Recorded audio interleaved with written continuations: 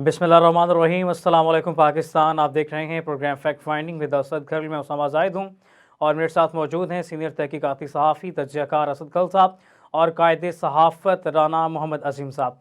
नाज़रीन, बानी chairman PTI उनकी गिरफ्तारी के बाद तरीक़े इंसाफ का जिस तरह से चरागा बिखरा वो आपके सामने है और मुसलसल इस पर हम बात कर रहे हैं। बानी चेयरमैन PTI की गिरफ्तारी 9 मई मंगल की सुबह हुई और इससे पहले हम बात कर लेते हैं कि पाकिस्तान में ये पहले वज़ीर आज़म की गिरफ्तारी नहीं है। इससे पहले पाकिस्तान की तारीख में पहली बार हुसैन शहीद सरवर्दी, पाकिस्तान की तहरीक आज़ादी में अहम किरदार अदा करने वाले हुसैन शहीद सरवर्दी मुल्की तारीख के पहले वज़ीर आज़म थे जो गिरफ्तार हुए।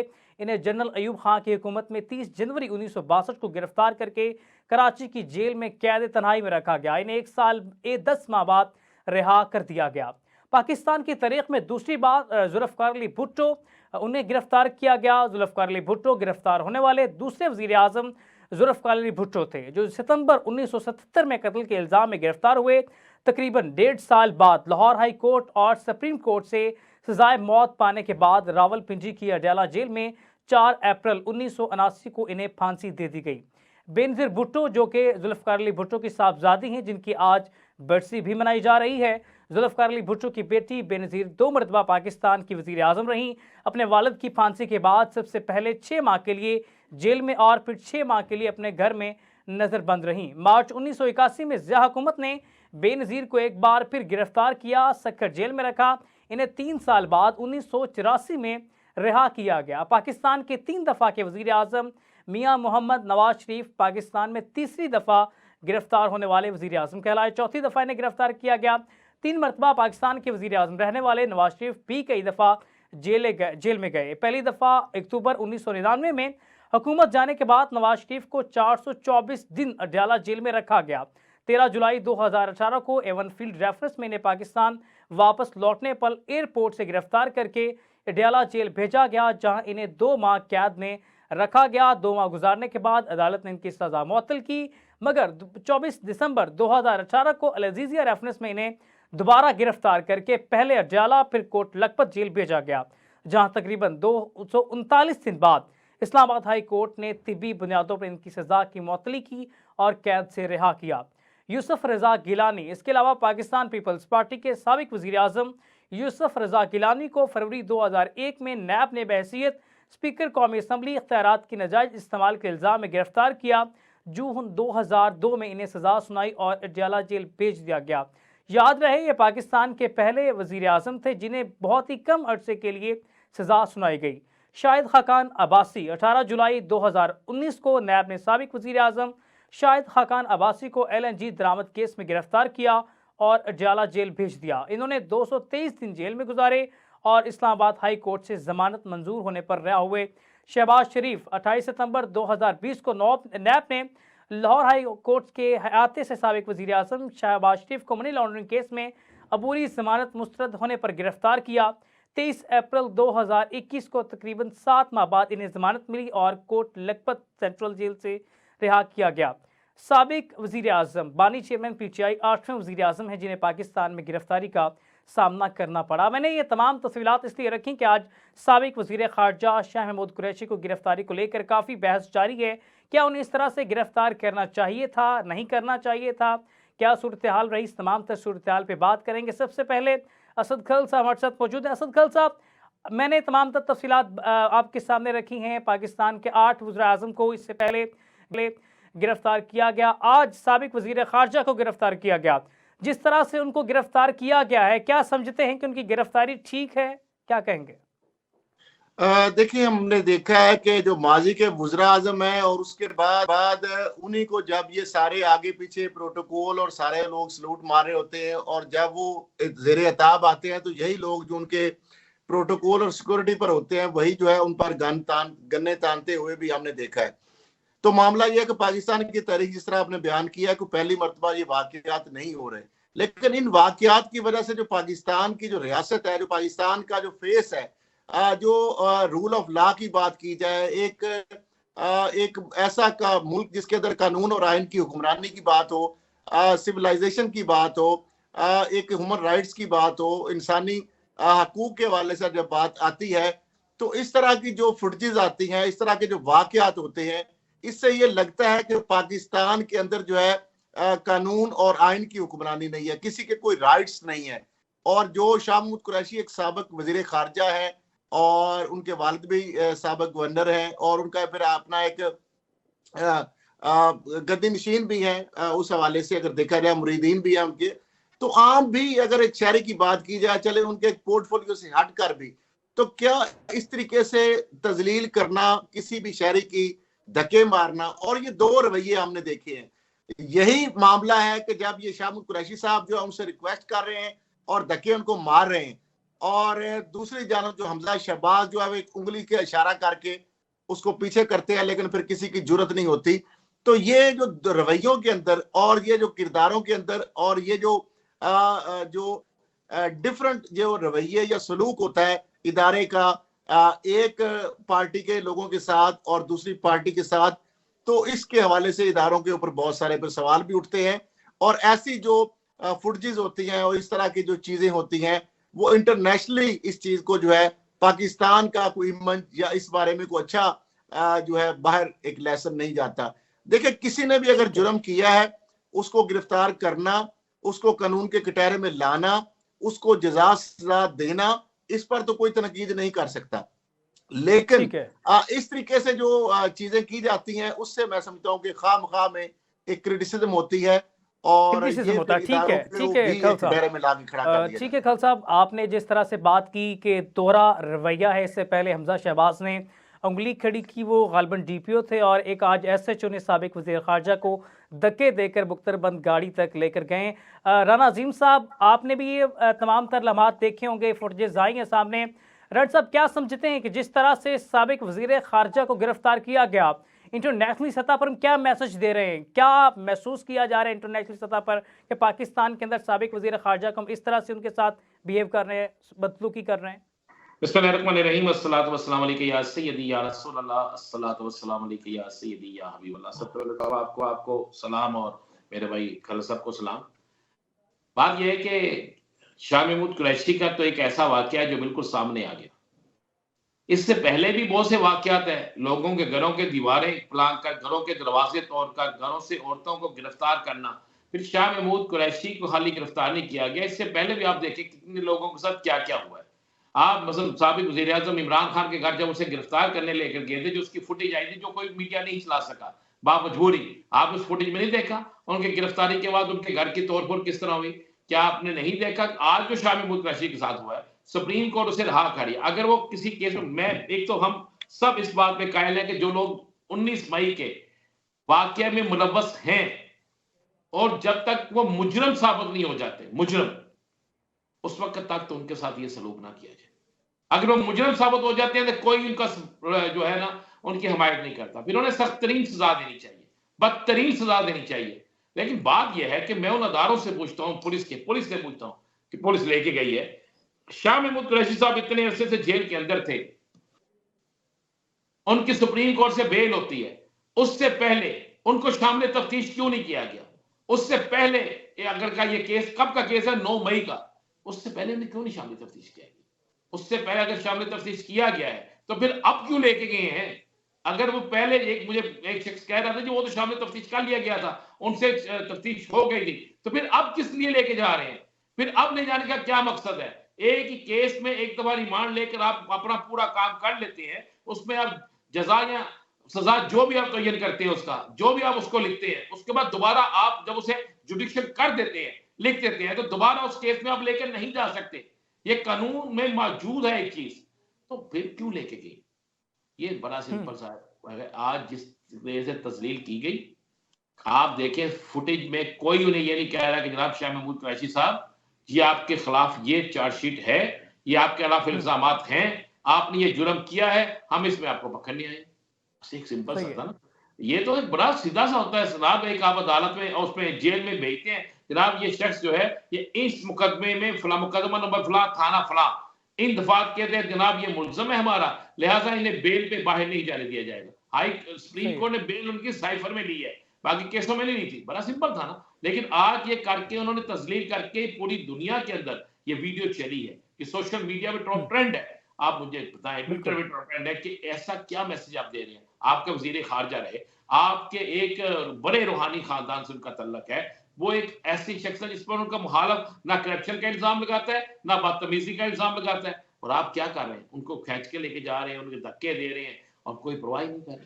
तो जब मुल्क के अंदर ऐसे हालात पैदा होंगे, तो फिर आप क्या समझते हैं मुनसिफाना इंतखाबात होंगे? तो आप क्या समझते हैं कि इंतखाबात जो है वो उसे कोई कबूल करेगा? ये बड़ा सीधी सी बात है। ये ये एक इशारा बड़ा किया। सवाल है। रण साहब ने बड़ा अहम पॉइंट उठाया कि क्या कोई इंतखाबात जो है ये कबूल करेगा। रण साहब ने बड़ी ज़बरदस्त बात की है।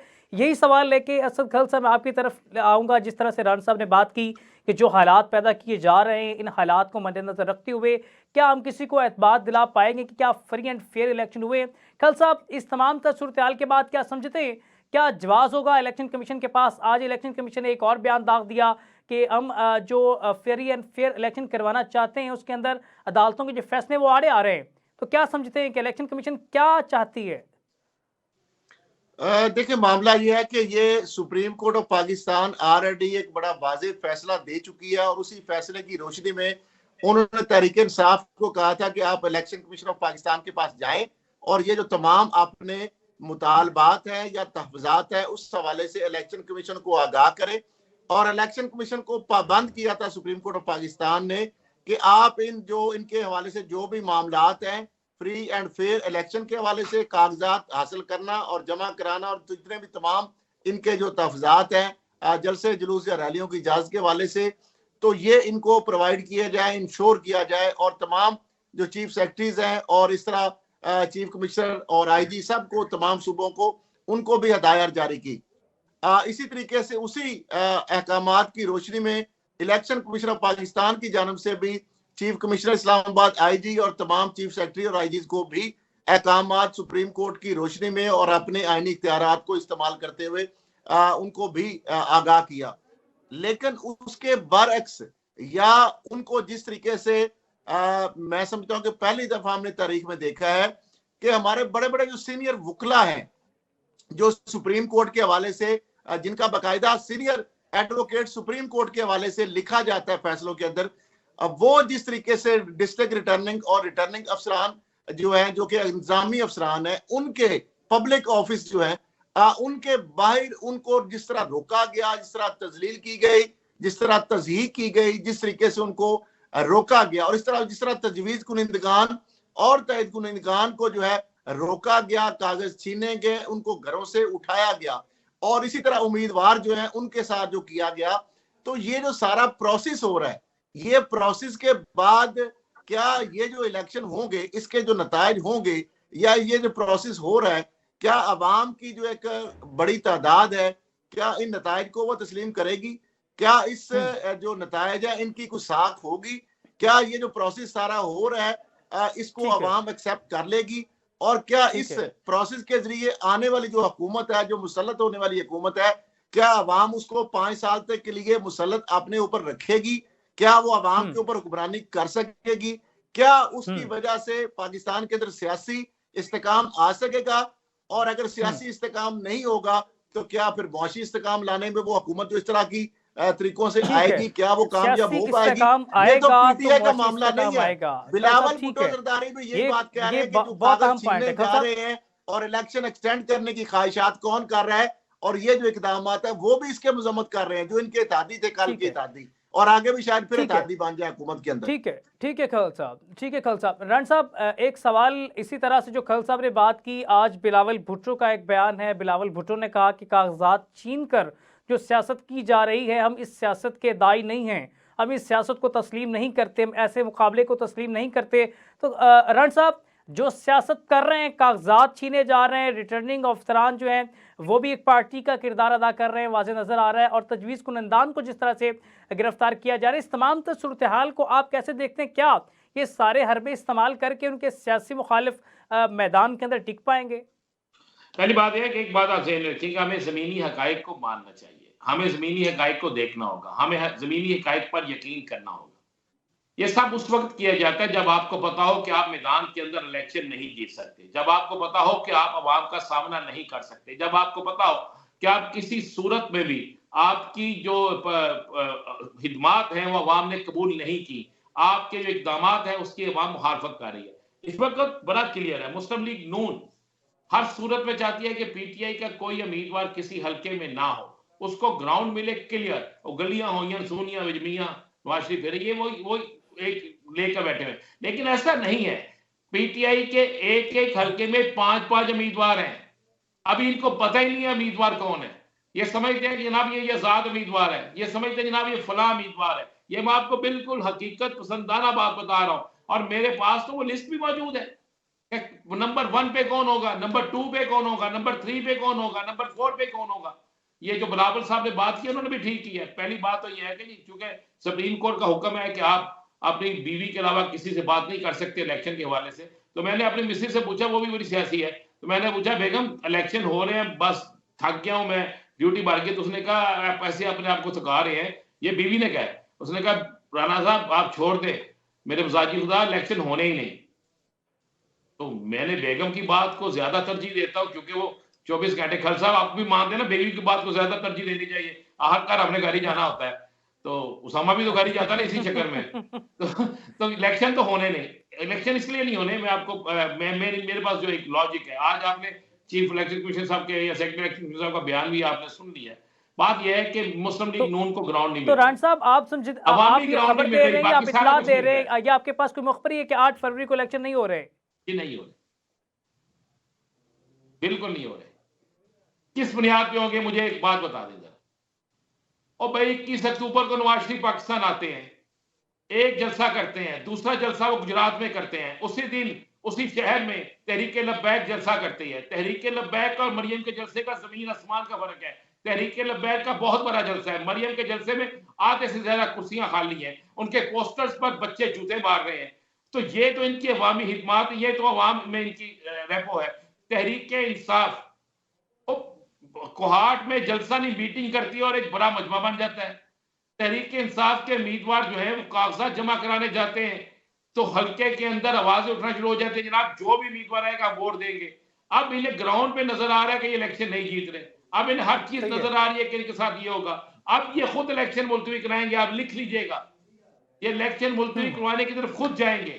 इसलिए कि इनको लाने वाले, इनके जो रहनुमा है, जो सियासी लीडर है, वो भी समझते हैं कि उनको भी बड़ी क्लियर हो चुका है कि ये इलेक्शन नहीं जीत रहे। यही चीज सिर्फ एक जगह पे नहीं है, ये तमाम जगहों पे है। जैसे ही बल्ले का निशान वापस मिला है, तो इनके यूनिट कम होने शुरू हो गए हैं, सिग्नल कम आने शुरू हो गए हैं। जाती उम्र का चक्कर लगाकर तो देखें आप। जब मैंने पूछा, सब छोटी सी बात करता हूं, मैंने एक शख्स से पूछा जो इंटरव्यू देने गया, बड़ा सीनियर सियासतदान था, उसने कहा राणा साहब 2 मिनट मिले, आउज़ मिन शैतानिर रजीम से लेकर जब हम सलाम दुआ तक पहुंचे तो 2 मिनट खत्म हो गए, कहते बैठ जाओ। कहते ये इनका आलम है। राजा रियाज को टिकट दे दी है उस हल्के से, जिस हल्के से राजा रियाज ने 70,000 से हारना है, तो ये किस तरह इलेक्शन करवाएंगे? उसामा साहब ये इलेक्शन से भागने की तैयारी कर रहे हैं, और इसके लिए वो चीजें मुहैया कर रहे हैं उन अदारों को, जो अदारे ये कहें कि वाकई अब इलेक्शन नहीं हो सकता। खल साहब, जो राणा साहब ने बात की है, वो कह रहे हैं कि जो रहनुमाओं ने मियाँ साहब को वापस ले आए, जैसे राणा सनाउल्लाह के बारे में खबरें आई कि वो खुद गए, मियाँ साहब को कन्विंस किया कि वतन वापस चलें, आपके जाने से पार्टी का मोराल बुलंद होगा, कारकुनों के हौसले बड़े होंगे और जो है मुस्लिम लीग नून अपनी दोबारा जगह बना सकेगी। जो बयानियाँ चल रहा है, जिस तरह से खबरें आ रही हैं कि मियाँ साहब ने पहले कहा कि मुझे क्यों निकाला, अब कह सकते हैं कि मियाँ साहब कह सकते हैं मुझे क्यों बुलाया। आपको भी लगता है कि मियाँ साहब ये कहने पे मजबूर हो जाएंगे कि मुझे क्यों बुलाया? देखिए, सूरत हाल ये है कि अभी तक नून लीग जो है वो अपने कौमी और सूबाई असम्बली के मुतअद्दिद ऐसी सीटें हैं जहां पर वो फैसला करने में कामयाब नहीं हो पाई। बावजूद इसके एक बड़ा जोर लगाया जा रहा है और बड़ा कोशिशों के बावजूद कई इजलास हुए, लेकिन उसके बावजूद वो अपने कौमी और सूबाई हलकों के ऊपर, खास तौर पर पंजाब में बहुत सारे अहम हल्के जो है उस पर फैसला करने में अभी तक कामयाब नहीं हो पाई। डेडलाइन भी गुजर गई है और अभी तक ये नहीं पता कि नून लीग का इस हल्के से कौन उम्मीदवार होगा। उसकी वजह यह है कि जो हमजा शहबाज की जानब से जो बातें आई हैं कि उन्होंने कहा कि नवाज शरीफ या मरियम साहबा के वालिद से या उनके जो तफजात सामने आए हैं, जब फैसल साले हयात जैसे बंदा जो है उसको जाके इन्होंने यहाँ पे राणा सनाउल्लाह और ये शहबाज शरीफ बैठे हैं और उसको जाके ये साथ मिलाया है, और इस तरह और भी बहुत सारे ऐसे लोग हैं जिनको, जिस तरह राजा रियाज की अभी बात हुई, तो नून लीग के जो लोग हैं वो मानने के लिए तैयार नहीं है। वो कहते हैं हम किसी सूरत भी सरेंडर नहीं करेंगे। अगर आप हमारी जगह पे ऐसे लोगों को टिकट देंगे तो फिर ठीक है, आप हमें अगर इग्नोर ही कर रहे हैं, हमारे साथ सतोली माँ जैसा आपने सलूक कर रहे हैं, तो फिर हमारे साथ आपकी हमदर्दियां कोई नहीं है। और अगर आपकी हमदर्दियां नहीं है तो हम भी फिर आजाद हैसियत में इलेक्शन खड़े होने से पीछे नहीं हटेंगे। तो ये जब सूरत आएगी तो जारी बात है नून लीग वर्सेस नून लीग होगी, तो फिर तो पीटीआई के उम्मीदवार जो भी होगा, फिर वो कोई वकील होगा, कोई नया होगा या पुराना होगा, तो फिर फायदा तो उसको होगा। ये भी इनके लिए बहुत बड़ा एक मामला बना हुआ है। और दूसरी बात ये है कि जो अभी तक जितने भी सर्वेज करवाए जा रहे हैं, असेसमेंट्स करवाई जा रही हैं, और उसके लिए नून लीग जो है उसने मल्टीपल तरीके से जो है अपने तरीके से सर्वे करवा रही है। एक तो लोकल जो मुख्तलिफ फर्म्स है, सर्वे जो कंपनीज हैं, ये सर्वे के जो इदारे हैं, वो तो चले उनकी जितनी क्रेडिबिलिटी है वो सबके सामने है, लेकिन उसके अलावा डिफरेंट तरीके से भी, खुफिया तरीके से उन्होंने कोई खिदमात कुछ फर्म्स की हायर की हुई हैं, और अपने पार्टी लेवल पर भी और मुख्तलिफ और तरीकों से भी वो रिपोर्ट्स मंगवा रहे हैं, सर्वे करवा रहे हैं, लेकिन कोई इतनी को अच्छे कोई फेवरेबल रिजल्ट्स आ नहीं रहे। और यही वजह है, जिस तरह राणा साहब ने अभी बताया, क्या वजह है कि पीपल्स पार्टी जलसे कर रही है, टीएलपी जैसी जमात जो है वो जलसे कर रही है, पीटीआई को तो इजाजत नहीं दे रहे, और उनका जो कन्वेंशन या कोई रैली या कोई कॉर्नर मीटिंग जो है वो भी अगर थोड़ी सी इजाजत दी तो वो भी जलसे का रूप धार लेगी। लेकिन मामला ये है कि नून लीग क्या वजह है कि वो क्यों नहीं मैदान में आ रहे? नवाज शरीफ साहब, मरियम साहबा या हमजा या शहबाज शरीफ साहब जो है वो क्यों नहीं निकल रहे? जब इंतखाबात सर पर आ रहे हैं, इंतखाबी जो है सरगर्मियां अरूज पर हैं, और नून लीग जो है वो अभी अपनी टिकटों का फैसला ही नहीं कर पा रही। और क्या वजह है कि मरियम साहबा सरगोदे से जाके उन्होंने पनाह ली, वहां पे जाके सीट जो है सूबाई सीट हासिल करने की कोशिश कर रही हैं। लाहौर में भी बेशक उन्होंने कागज जमा कराए हैं कौमी के ऊपर, और इस तरह के नवाज शरीफ साहब जाके मानसरा जाके सांस ले रहे हैं, वहां पे जाके बेशक इधर भी उन्होंने कागज जमा कराए हैं। तो इसका मतलब यह है कि उनको एक डर और खौफ तो मौजूद है कि लाहौर, जो तख्ते लाहौर जिसको कहा जाता था और नून लीग का गढ़ कहा जाता था, आज उनको यहाँ से भी खतरा लाक है। यहाँ पे भी उनको उम्मीद नहीं है कि उनकी सीट कहाँ पे जीत सकते हैं या नहीं जीत सकते। राणा साहब से कर लेते हैं, शायद राणा साहब के पास इसका जवाब हो। राणा साहब, लाहौर से नून लीग क्यों कूच कर गई है? तख्ते लाहौर कहा जाता था, लाहौर को नून लीग का गढ़ कहा जाता था, आज कोई भी रहनुमा उनका लाहौर से इलेक्शन कंटेस्ट नहीं कर रहा, वजूहात क्या हैं? बड़ी क्लियर वजूहात है जो कल साहब ने बता दी है, वही वजूहात है। किस बयानिए पे इलेक्शन लड़ेंगे? चले मुझे बता दें।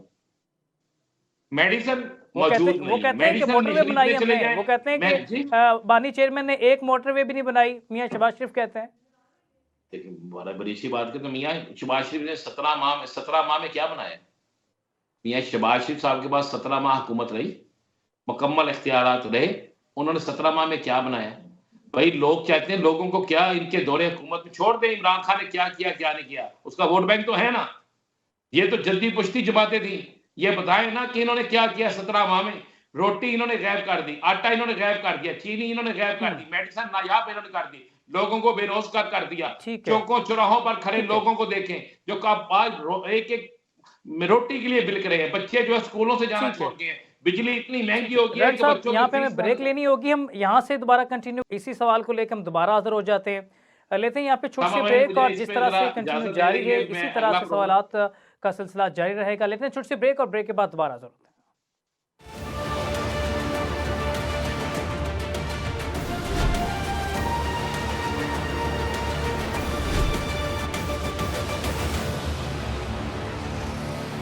Welcome back. जिस तरह से बात जारी थी कि क्या ये इंतखाबात कालादम नहीं हो जाएंगे, क्या आवाम तस्लीम करेगी, जिस तरह से कागजात छीने जा रहे हैं, इस तमाम तर सूरत हाल पर बात करेंगे। असद खल साहब, वापस आपकी तरफ आऊँगा, क्या समझते हैं जिस तरह से कागजात छीने जा रहे हैं, जिस तरह से जो तजवीज़ कुनंदान हैं उनको गिरफ़्तार किया जा रहा है, जो उम्मीदवार हैं उनके लिए सख्तियाँ लाई जा रही हैं, इंतखाबात कैसे तस्लीम किए जा सकते हैं? इस तरह से कैसे एक बंदे के लिए सारा ग्राउंड जो है वो मुतर्रक किया गया है?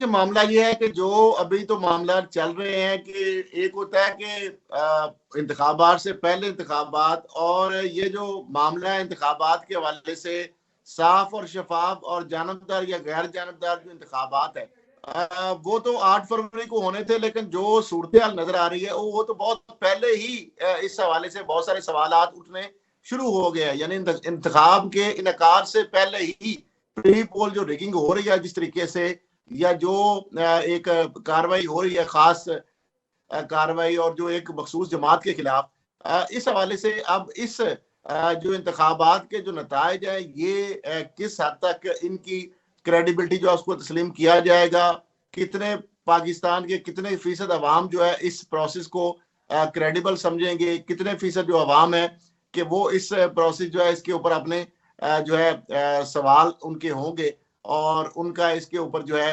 डाउट होगा, और इसके ऊपर जो है जानबदारी का इसको सारे अमल को एक समझेंगे प्रोसेस को। और दूसरी जानब जो है कितने ऐसे परसेंट लोग हैं कि जो कि इस सारे अमल को साफ शफाफ और गैर जानबदार जो है वो करार देंगे। अब ये डिटरमिन दो तरीकों से हो सकता है, या तो ये है कि इतनी बड़ी तादाद में जो वोट अपना है निकले और वो वोटर जो है वो अपना हक इस्तेमाल करे, और उसके बाद ये चीजें सारी सामने आ जाएंगी कि किसको पार्टी को वोट जो पड़ रहा है या कि कौन सी पार्टी जो है किस पोजीशन पर बैठी है। दूसरी बात यह है कि जिस तरीके से अभी ये सारा मामला शुरू हुआ है कि उम्मीदवारों को कागजात जमा कराने या हासिल करने में जो दुश्वारियां या जो मसाइल हैं, अगर वोटर को वोट कास्ट करने के अंदर भी यही सिलसिला उसी तरह जारी रहा, ये जो सिलसिला इसने कंटिन्यू किया, तो फिर उसके बाद तो डिटरमिन करना मुश्किल हो जाएगा, क्योंकि जब एक बंदा अपना वोट ही नहीं डाल सकेगा, बहुत बड़ी तादाद को वोट डालने से भी अगर महरूम कर दिया जाएगा, तो फिर किस तरह उस नताइज जो है उसको हम क्रेडिबल समझेंगे। मामला यह है कि अब एक हद तक तो आप टेम्परिंग कर सकते हैं, जालसाजी कर सकते हैं, लेकिन अगर बड़ी तादाद में अवाम निकलेगी और अपने वोट का हक वो इस्तेमाल करेगी, तो मैं नहीं समझता कि इतने बड़े पैमाने पर जो आप धांधली कर सकते हैं या पॉसिबल हो सकती है।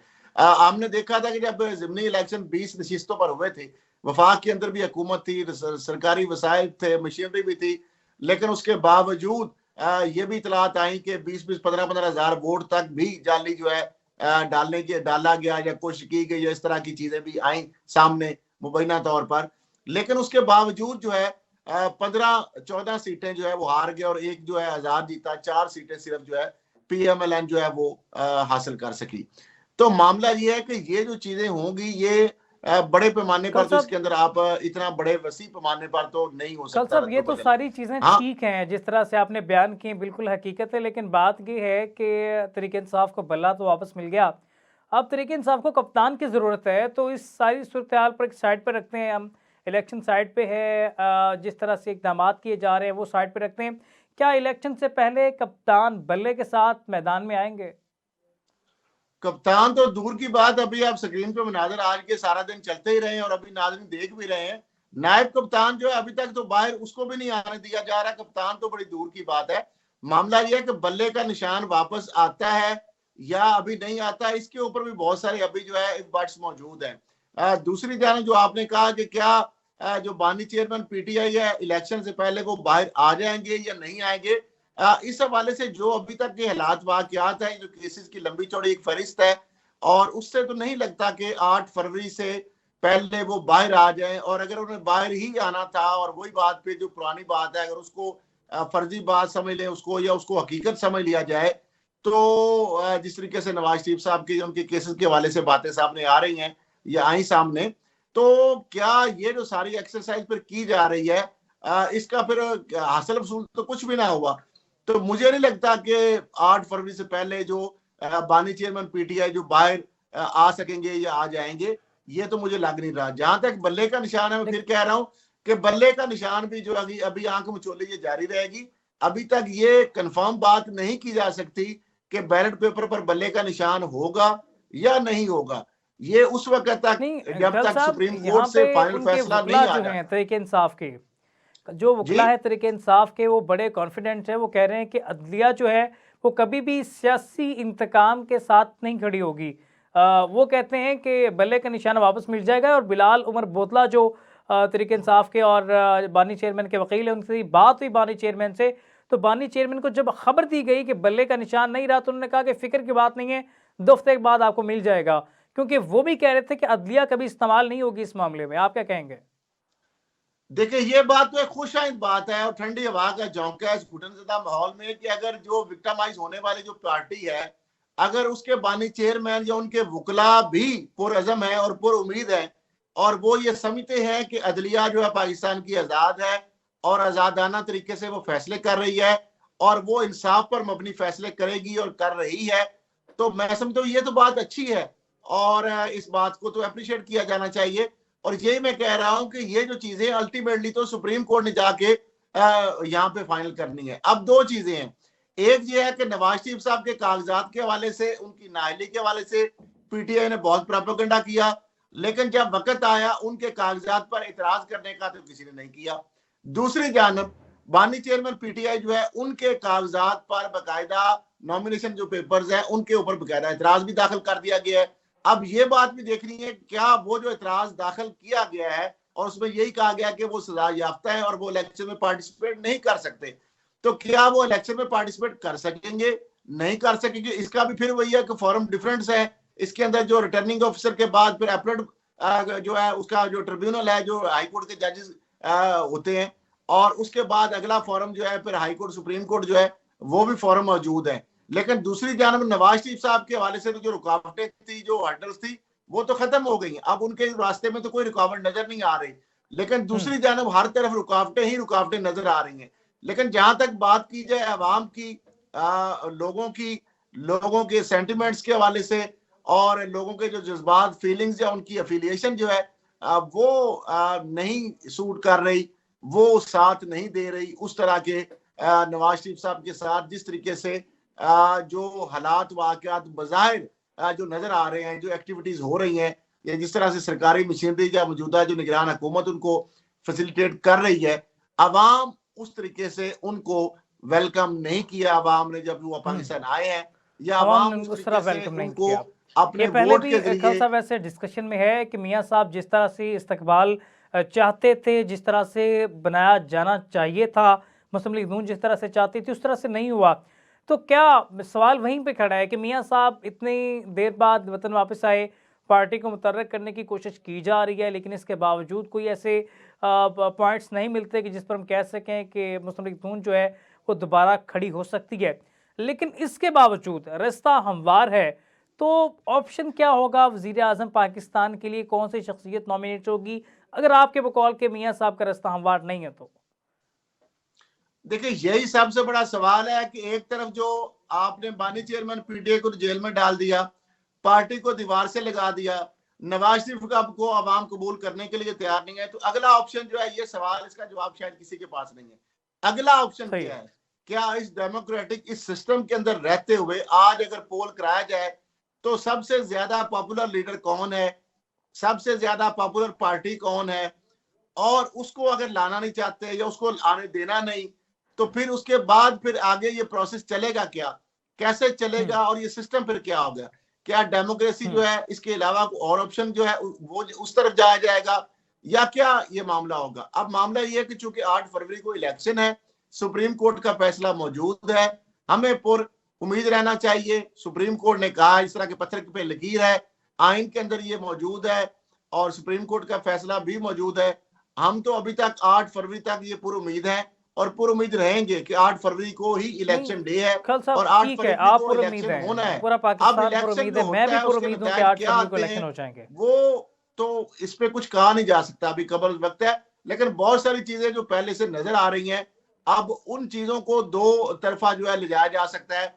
एक तो वो है कि जो किसी को शायद मुसल्लत कर दिया जाएगा, और दूसरा ये है कि शायद अवाम की जो इतनी बड़ी मकबूलियत या ताकत है, शायद वो इस चीज को नहीं होने देगी। अब देखना ये है कि ये एक जो मार्का होगा, जो आपने बात की है अभी कि मुसल्लत कर दिया जाएगा, क्या मुसल्लत शुदा वजीर आजम या मुसल्लत शुदा लीडर उसको अवाम एक्सेप्ट करेगी और क्या गवर्नमेंट जो है वो डिलीवर कर पाएगी? सवाल तो ये है। देखिए ये तो वही बात है कि हमने पहले देखा है कि एक वक्त वो था कि जब जमहूरी हुकूमतें जाती थी तो लोग मिठाइयां तकसीम करते थे, ठीक है। और जब आमरीत आती थी तो लोग मिठाइयां तकसीम करते थे। हुकूमत जाने से जमहूरी और आमरीत आने से भी मिठाइयां तकसीम होती हमने देखी हैं।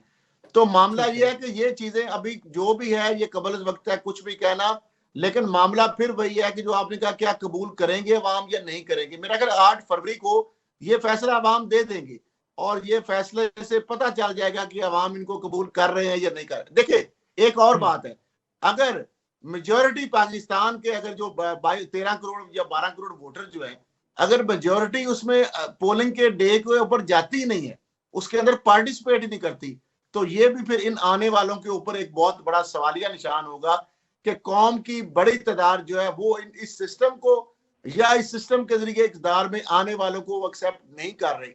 ये सारी चीजें डिपेंड करती हैं टर्न आउट के ऊपर, और जो अगर अवाम का जो वोटर का टर्न आउट जो है अगर वो पुरजोश तरीके से भरपूर तरीके से वो पार्टिसिपेट करता है, इस अमल के अंदर हिस्सा लेता है, और इसका मतलब ये है कि उसको इस सिस्टम के ऊपर इस सारे प्रोसेस के ऊपर जो है उसको पूरा एतमाद है, और अगर वो घर से नहीं निकलता तो इट मीन्स के वो तय कर चुका है या उसको यकीन हो गया है कि ये जो सिस्टम है, ये जो सारा प्रोसेस है, ये डुबियस प्रोसेस है, ये मस्कूक प्रोसेस है, ये एक डमी एक्सरसाइज है, और इसलिए वो समझता है कि मेरे वोट डालने से या ना डालने से कोई फर्क ही नहीं पड़ेगा, और जो फैसला होना है वो पहले से हो चुका है। ये सिर्फ एक प्रोसेस हो रहा है, एक एक्सरसाइज दिखावे की हो रही है, और जस्ट एक नोटिफिकेशन होना है कि कौन कौन बंदा जो है वो जीत गया और किसने वज़ीर-ए-आज़म बनना है और सूबे में किसकी हुकूमत बननी है। तो ये चीज भी फिर बहुत बड़ी एक सवालिया निशान होगी पूरे इस प्रोसेस के ऊपर। तो मैं ये भी सवाल निशान है, बल्कि मैं आप इसी फिक्रे में थोड़ा सा इजाफा कर देता हूं जिस तरह से आपने बात की कि आम आदमी अब तो तकरीबन समझ चुका है कि ये एक फ्री एंड फेयर इलेक्शन नहीं है, लेकिन इसके बावजूद एक सवाल खड़ा है। सुप्रीम कोर्ट ऑफ पाकिस्तान के वाज़े रिमार्क्स हैं, वाज़े ये उन्होंने कह दिया हुआ है कि 8 फरवरी से किसी सूरत भी इलेक्शन आप आगे लेकर नहीं जा सकते, लेकिन इसके बावजूद इलेक्शन कमीशन जो है वो इस स्टेज पर नहीं खड़ी कि इलेक्शन टाइम पर करवा देगी। तो क्या इदारों का टकराव होता नहीं देख रहे अगर इस सूरत हाल इसी तरह से बढ़ती चली जाती है? तो देखिए हमें इस तरह की समझते क्यास राइयों से हमें गुरेज करना चाहिए, और बात यह है कि हमें फिर वही बात है कि हमें अपने इदारों पर एतमाद रखना चाहिए। हमें सुप्रीम कोर्ट हमारी आला अदलिया है, और उसके ऊपर जो चीफ जस्टिस है या जो जज साहबान है, अगर उन्होंने फैसला दिया है और वो फैसला जो है उस पर अमल भी कराना जो है उनकी जिम्मेदारी है, और अगर फैसले पर अमल दरामद नहीं होता तो मेरा ख्याल है ये हमारी बेइज्जती नहीं है, ये उस अपने अदलिया की अपने फैसलों पर अगर वो अमल दरामद नहीं करा पाएगी तो सबसे बड़ा तो उसकी अपना एक जो है अवाम के कटहरे में भी, और वो खुद से भी उसके लिए भी एक क्वेश्चन मार्क हो जाएगा कि अपने ही फैसलों पर अगर वो अमल दरामद नहीं करा पाएगी। लेकिन अभी तक तो चीजें आगे बढ़ रही हैं, ये तो नहीं मैं कहीं भी मुझे खदशा लग रहा कि इलेक्शन कमीशन ऑफ पाकिस्तान कहीं भी जाके डिफेंस में आ सकता है और वो ये कहेगा कि मैं इलेक्शन नहीं कराऊंगा। अभी तक जितने भी प्रोसेस है मरले हैं वो अबूर हो रहे हैं। देखिए 30 नवंबर को उन्होंने कहा था हल्का बनिया फाइनल, वो हो गई। उसके बाद उन्होंने शेड्यूल अनाउंस करने की बात की, शेड्यूल अनाउंस कर दिया, कागजात जमा हो गए, आगे जितने प्रोसेस है ट्रिब्यूनल नोटिफाई हो गए, सारे आगे प्रोसेस हो रहे हैं उसी तरीके से अपने शेड्यूल के मुताबिक चीजें आगे बढ़ रही हैं। अब क्या नोनी होती है या ऐसी अगर कुछ चीज हो जाती है तो फिर जारी बात है सुप्रीम कोर्ट यहाँ पे मौजूद है, चीफ जस्टिस भी मौजूद है, जज साहबान भी मौजूद है, फैसला भी इन फील्ड है। तो मैं नहीं समझता कि इसके बावजूद ये चीज जो है आगे जाएगी, और अगर आगे जाएगी तो फिर मेरे ख्याल है हमारे से ज्यादा ये सुप्रीम कोर्ट का कंसर्न होना चाहिए जिसने फैसला दिया है, क्योंकि फैसले पे अमल दरामद कराना हमारा तो काम नहीं है ये करना। अगर ऐसा होता है कि इलेक्शन कमीशन स्टैंड ले लेता है इस तमाम सूरत हाल के बावजूद और डट जाता है कि मैं इलेक्शन नहीं करवा रहा, उसकी वजूहात भी कुछ ले आता है, तो उसके वक्त जो सुप्रीम कोर्ट का फैसला अगर उसके खिलाफ आता है तो स्टैंड लेगा, जैसे आप बात कर रहे हैं, और सुप्रीम कोर्ट का अपना बयान है, उसका बात कर दी है तो उसका स्टैंड भी लेना पड़ेगा। सुप्रीम कोर्ट अगर एक्शन लेता है तो इस एक्शन में कि कौन फंसेगा, किसके सर पे तलवार लटकी होगी? देखिए मेरा नहीं ख्याल कि इस हद तक नौबत ऐसी हो जाएगी या ऐसे हालात आ जाएंगे। देखिए सुप्रीम कोर्ट ऑफ पाकिस्तान छोड़ के सिविल अगर कोर्ट भी हो, सिविल जज भी हो ना, तो उसका हुक्म भी जो है वो मानना पड़ता है और मानना पड़ेगा हर एक को। ये नहीं हो सकता कि अदालत का हुक्म जो है वो मौजूद हो और कोई अदारा कोई अथॉरिटी ये कह दे कि मैं हुक्म नहीं मानता। क्योंकि वो तो मिसकंडक्ट के जुमरे में भी आएगा, तौहीन अदालत के जुमरे में भी आएगा, नौकरी से भी जाएगा, उसके थ्योरी के तौर पे कॉन्सिक्वेंसेस सवाल भी है, होंगे आर्टिकल 6 उसके। किस पर लग सकता है? एक कानूनी तौर पे एक राय जानना चाह रहा हूं आपकी। देखिए ऐसे पॉसिबल नहीं, इम्पॉसिबल बात है। देखिए ये सुप्रीम कोर्ट का हुक्म ना मानना तो मिसकंडक्ट होता है, और मिसकंडक्ट करने वाला बंदा अपने ओहदे पे ही कायम नहीं रह सकता। वो तो एक सेकंड के अंदर अगर कंटेम्प्ट ऑफ कोर्ट की प्रोसीडिंग करके सजा याफ्ता अगर बंदा हो या इस तरह मिसकंडक्ट करेगा तो वो तो ओहदे से भी उसको रहना उसके लिए मुश्किल हो जाएगा। डिफाइंस करके सुप्रीम कोर्ट ऑफ पाकिस्तान की कोई बंदा इदारा अगर ये कहे कि मैं सुप्रीम कोर्ट का ऑर्डर नहीं मानूंगा या मैं नहीं मानता, तो मैं नहीं समझता कि अपने ओहदे पे वो कायम रह सकेगा। इस मौजूदा जो हमारा कवानीन है या जो हमारा एग्जिस्टिंग जो सिस्टम है उसके अंदर जो सुप्रीम कोर्ट के इख्तियारात हैं या अदालतों के इख्तियारात हैं, उसके मुताबिक तो ऐसा पॉसिबल नहीं है कि कोई एग्जेक्टिव की अथॉरिटी या कोई इदारा या कोई सरबरा या कोई डिग्निटरी या कोई शख्सियत या कोई ओहदेदार या ऑफिस बेरर जो है ये वो कहे सरकारी एहलकार या ओहदेदार कि मैं नहीं मानता या मैं ये नहीं करूंगा। ये इम्पॉसिबल है इस सिस्टम के अंदर मौजूद होते हैं। हाँ, ठीक है, अगर ये सिस्टम ना होता वाज़ेह कर दिया कि अगर सुप्रीम कोर्ट ऑफ पाकिस्तान के हुक्म के हुक्मतुली की जा कोई शख्सियत कोई ऑफिसर अपने ओहदे पर कायम नहीं रह सकता, उसको हटना होगा। तो इस ज़मरे में जिस तरह से सुप्रीम कोर्ट पाकिस्तान ने वाज़ेह अहकाम दे दिए कि 8 फरवरी को इलेक्शन होगा और आम इंतखाबात की रास्ते तमाम तर हमार हैं और इलेक्शन कमीशन और कोई भी इदारा इसके आड़े नहीं आएगा और किसी किस्म का भी आइन और कानून से उलझने की इजाज़त नहीं दी जाएगी। लेट्स सी, देखते हैं कि जी 8 फरवरी का दिन जो है पाकिस्तानियों के लिए क्या लेकर आता है, खुशहाली की नवीद है या फिर मुआशी बदहाली का एक नया तौक गले में लटकाया जाएगा। इस पर बात होती रहेगी। अपने मेज़बान उसामा ज़ाहिद असद कल को दे इजाज़त। अल्लाह ने के बाद।